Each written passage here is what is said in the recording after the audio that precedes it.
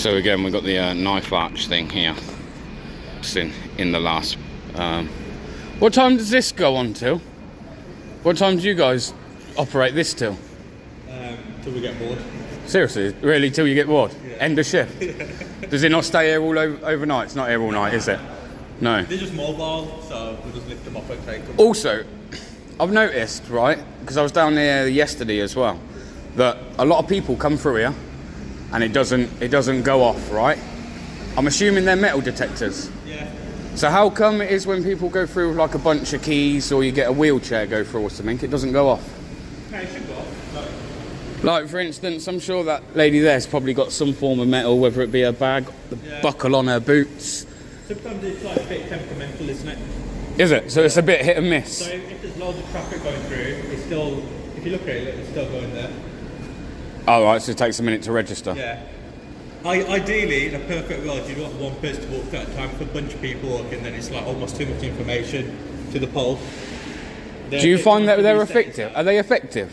I'm thinking about doing a freedom of information request on this particular tactic that you use. Yeah, no worries. On this particular tactic that you use, and seeing whether or not it's effective. There won't be anything on our system. Because I'm wondering whether you catch more people, maybe not through what they're carrying, but maybe when you've done a stop and search under section 1 of PACE, right? Yeah.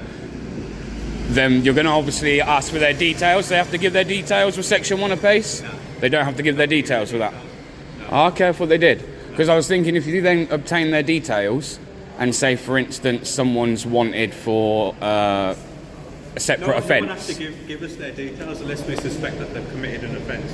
Really? Yeah. If we search someone, they don't have to give their details. How long's this been going on for?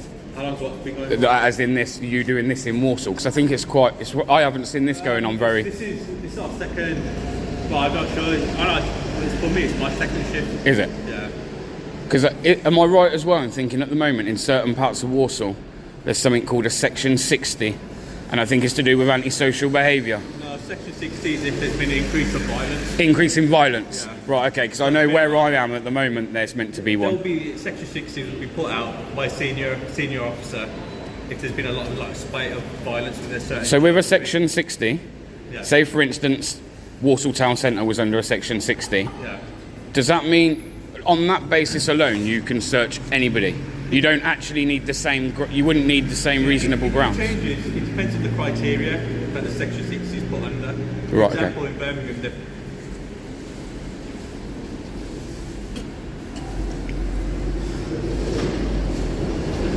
Sorry mate. Sorry, go again with the last.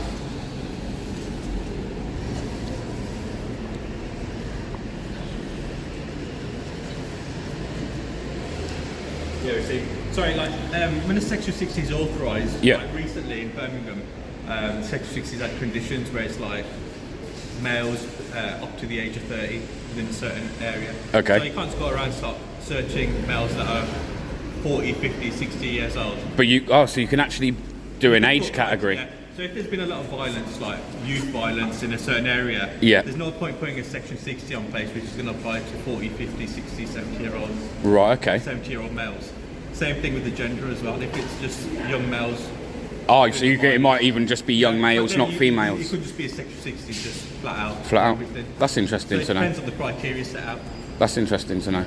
Could I get your name and collar number? PC BAINS 23159. Cheers, mate. Part of the Guardian Task Force. Guardian Task Force. I spoke to one of your sergeants yesterday. Sergeant Fryer or Sergeant Fryer. Yeah. Sergeant Fryer, and he was explaining a little bit as well. I know he was busy, so he couldn't stop, and as we are now, but he was, he was happy as well to. Any questions, again, I'm quite interested. I don't know how I'm going to be best going about it, but I'd be interested to find out more about. I know obviously you're not going to be able to give away tactics or anything like that to your operation, but I'm interested to what the whole operation. This is a covert tactic by any means. It's not. It's quite an open one. Right. Members of the public approaching us. I think most of the people know what it is anyway. Like in most shops, you get metal detectors, don't you? Like I said, it's quite an overt tactic. There's no secret behind it. I think it's interesting, and you'll be surprised. A lot of people that are seeing these at the moment, and I'll be straight with you, without knowing the right information. The average member of the public's kind of jumping on the bandwagon and turning around and saying, "Oh, that's a violation of my rights."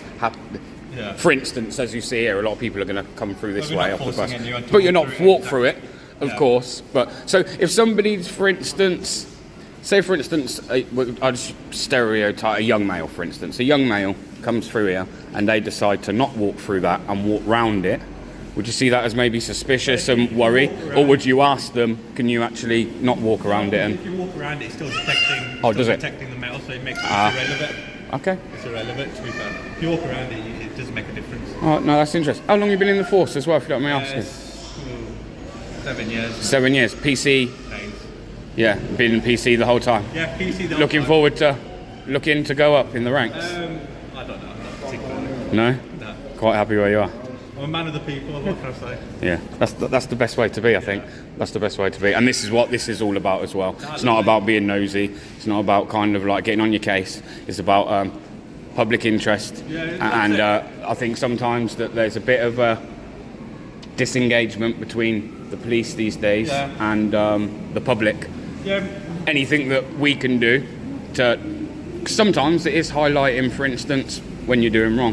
But I think it's at the same time important to highlight when you guys are doing what you are doing. Like I said, like policing, you can't always get it perfect. You know, there's always going to be an element of human error. Yeah, of course. With searching, stop and search, there's always going to be an element of guessing. Because I know that, not saying West Midlands police, but the police on a whole up and down the country are kind of under a bit of scrutiny.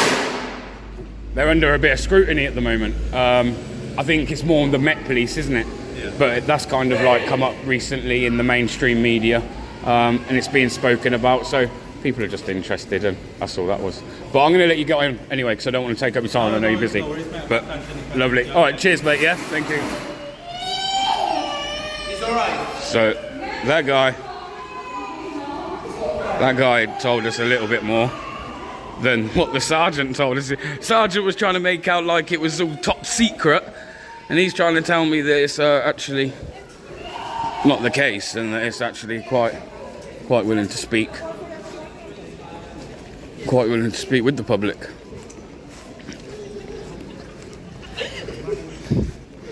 So leave us there.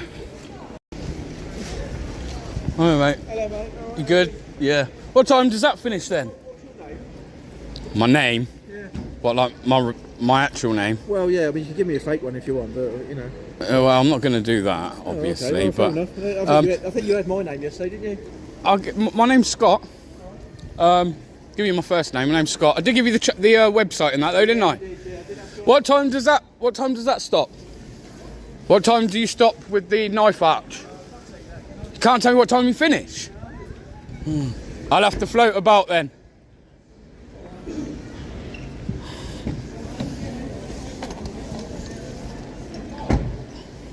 All right, buddy, chill out. So it's still got the knife arch going on. That was the guy I spoke to in the last video. Yeah, you had my name, but what? I love the way.